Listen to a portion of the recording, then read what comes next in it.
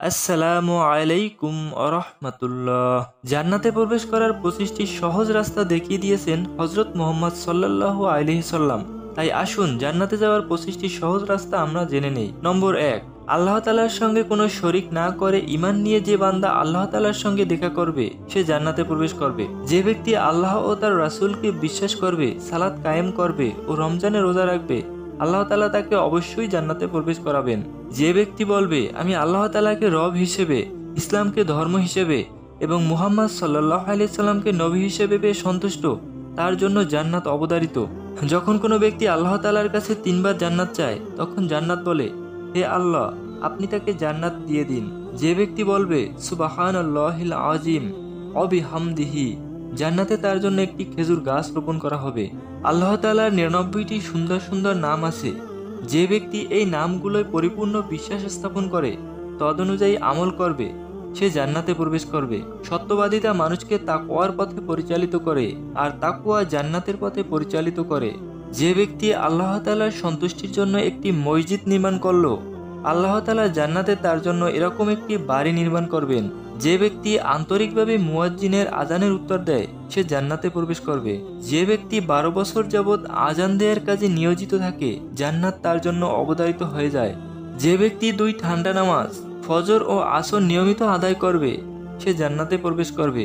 যে ব্যক্তি জামায়াতে সালাত আদায়ের জন্য সকাল সন্ধ্যা নিয়মিত মসজিদে যাবে, আল্লাহ তাআলা তার জন্য জান্নাতে একটি সম্মানজনক স্থান নির্ধারণ করবেন, যেখানে তার জন্য থাকবে উত্তম মেহমানদারির ব্যবস্থা। যে উত্তম রূপে অজু করলো, অতঃপর খুশুখুশুর সঙ্গে 2 রাকাত সালাত আদায় করলো, জান্নাত তার জন্য আবশ্যক হয়ে যায়। যে ব্যক্তি দিনে এবং রাতে 12 রাকাত নফল সালাত আদায় করবে, জান্নাতে তার জন্য একটি বাড়ি নির্মাণ করা হবে। যে ব্যক্তি দ্বীনি জ্ঞান অন্বেষণে বের হলো, আল্লাহ তাআলা তার জন্য জান্নাতের পথকে সহজ করে দেবেন।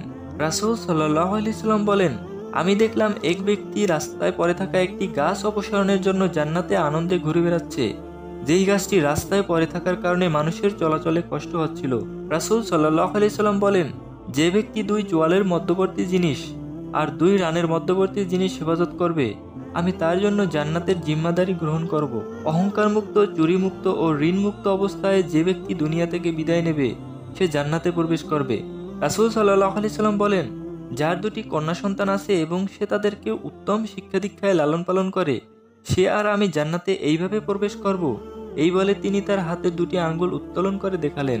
যে ব্যক্তি আল্লাহ তাআলাকে সন্তুষ্ট করার উদ্দেশ্যে কোনো অসুস্থ ব্যক্তিকে দেখতে যায়, একজন ফেরেশতা ঘোষণা করতে থাকে, তুমি আনন্দিত হও, তোমার পদক্ষেপ বরকতময় হোক এবং জান্নাতে তোমার জন্য একটি সম্মানজনক স্থান দেয়া হোক।